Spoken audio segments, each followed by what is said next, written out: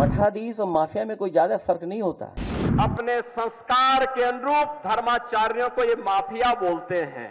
आप डिक्शनरी उठा के देख लो भाई डिक्शनरी तो आपको भी उठा के देखनी पड़ेगी।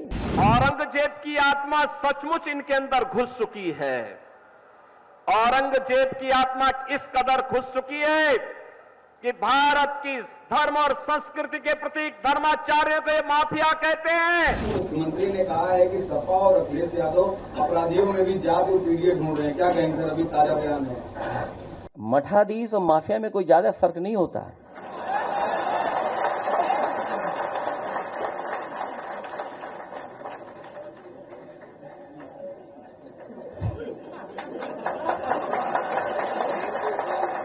नहीं, अगर आप डिक्शनरी उठा के देख लो भाई डिक्शनरी तो आपको भी उठा के देखनी पड़ेगी।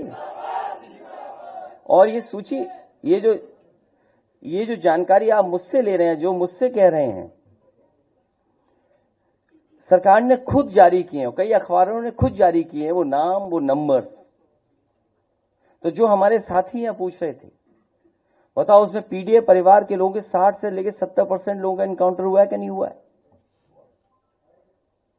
और जो 42 अन्य दिखा रहे हैं आप, अगर आंकड़ा और डाटा ठीक है, तो सबसे ज्यादा फेक एनकाउंटर अगर किसी के हुए हैं तो पीडीए के परिवार के लोगों के ही हुए हैं।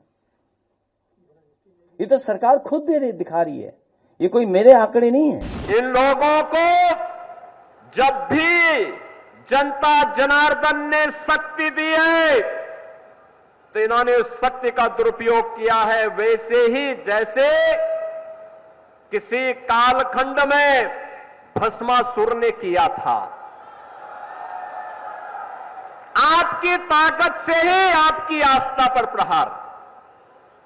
अगर केंद्र में कांग्रेस की सरकार हिंदुओं को दबाने के लिए सांप्रदायिक विरोधी कानून लाने का काम कर रही थी, देश में राम सेतु को तोड़ने का कार्य कर रही थी, अयोध्या में राम मंदिर के मार्ग में बाधक बन रही थी, देश के अंदर कश्मीर में उग्रवाद को पनपा रही थी, देश की सुरक्षा में सेल लगाने का काम कर रही थी, तो समाजवादी पार्टी भी तो उसी के नक्शे कदम पर चल रही थी, उसी नक्शे कदम पे चल रही थी।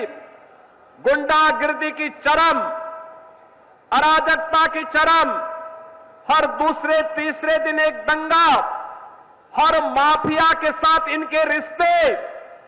और समाजवादी पार्टी तो ये माफिया और अपराधियों के सामने, दुर्दांत माफिया और अपराधियों के सामने नाक रगड़ते थे और अपने संस्कार के अनुरूप धर्माचार्यों को ये माफिया बोलते हैं।